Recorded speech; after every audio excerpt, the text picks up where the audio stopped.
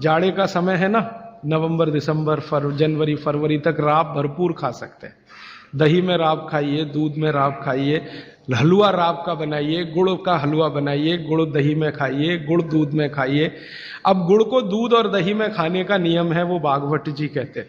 वो कहते हैं जी दही में मिला के गुड़ खाया जाए, दही में मिला के गुड़ खाइए, दूध में गुड़ कभी मत मिलाइए, दूध में गुड़ कभी मत मिलाइए, दही में मिला के खाइए। तो दूध में कैसे खाएंगे जी? दूध में ऐसे खाएंगे कि पहले गुड़ खा लीजिए, पीछे से दूध पी लीजिए, या दूध पी लिया पीछे से थोड़ा गुड़ खा लीजिए। दूध में गुड़ मिला नहीं सकते, और दही में कभी भी बिना मिलाए मत खाइए। आप में से कोई बिहार वाले हैं ना, तो वहां पर एक बहुत बढ़िया व्यंजन मिलता है, उसका नाम है दही चूड़ा। दही चूड़ा ही कहते हैं, चूड़ा। ये मिथिला में मैंने खाया, और ऐसा अद्भुत है जो दुनिया में शायद कहीं ना हो। मिथिला में, मिथिला माने एक एरिया है बिहार का, करीब 8-10 जिले उसमें आते हैं। उन जिलों में जब भी आप जाएं तो मेहमान को वही परोस के लाते हैं। तो मैं भी मेहमान जैसा ही रहता हूं, तो मुझे हर घर में दही चूड़ा मिलता है। तो वो दही डाल के लाते हैं, ऊपर से गुड़ डाल के लाते हैं, दही के ऊपर गुड़ रहेगा। तो मैंने कई बार कहा कि अलग प्लेट में गुड़ ले आओ, तो वो कहते नहीं नहीं, आपको फिर खाना नहीं आता दही चूड़ा।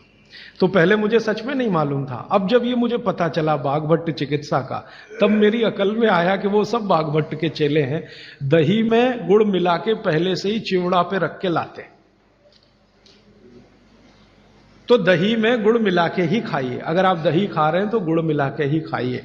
तो दही के कई दोष जो आपके लिए अनुकूल नहीं है वो भी खत्म हो जाते हैं। और दूध में गुड़ कभी भी मत मिलाइए। एक जगह तो वो ये कहते हैं कि दूध खाली पी लीजिए, गुड़ आगे पीछे खा लीजिए, वो ज्यादा बेहतर है। तो गुड़ खाइए, मेरा कहने का मतलब ये है। अब गुड़ के कितने प्रिपरेशन है हमारे घर में? गुड़ का तिल का प्रिपरेशन एक है, तिल पट्टी कहते हैं, गजक, गजक। तो भरपूर गजक खाइए। क्यों खाइए जी? तिल है और गुड़ है। गुड़ में जो केमिकल है ऑर्गेनिक, तिल में लगभग वही सब है जो गुड़ में है।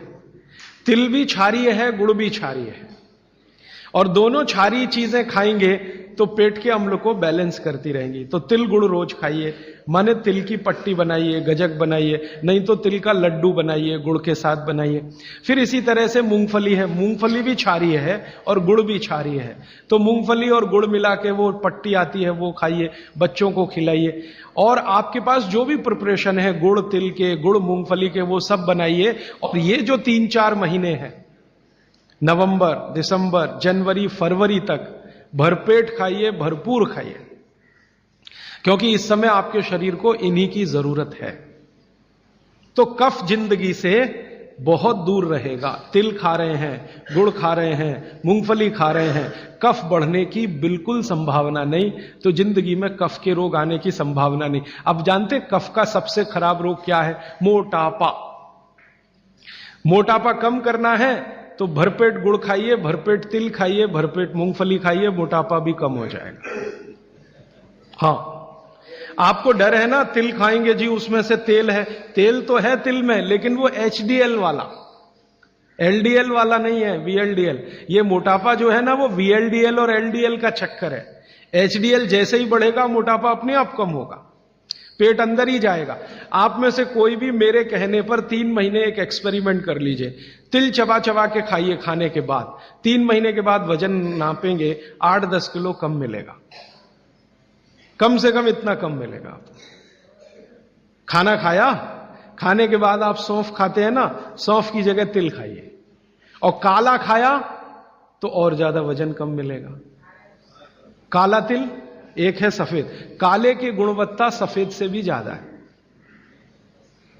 लेकिन ये इन्हीं 4 महीनों में, गर्मी में अगर आपने यही तिल खाया तो प्रॉब्लम आएगी।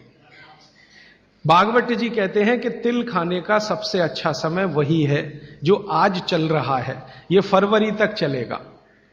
तो फरवरी तक, और कभी बहुत ज्यादा लिबरल हो तो होली के दिन तक वो कहते हैं तिल खाने का समय है। होली होते ही तिल कम करिए या खत्म करिए। फिर कुछ और चीज आएगी, वो क्या आएगी वो मैं बता दूं। लेकिन आप ये करके देख लीजिए, 4 चीजों को ज्यादा उपयोग आप करेंगे, वजन आपका कम होता जाएगा, पेट का अम्ल कम होता जाएगा, घुटनों के अंदर का जो, कई बार कहते हैं ना डॉक्टर यूरिक एसिड जमा हो गया जी, यूरिक एसिड क्या है? अम्ल ही तो है। तो ये यूरिक एसिड आपको कम करना है, तो गांठ के सब जो माने जोड़ों के दर्द आपको कम करने हैं, तो इनके लिए ये सब चिकित्सा बताई है।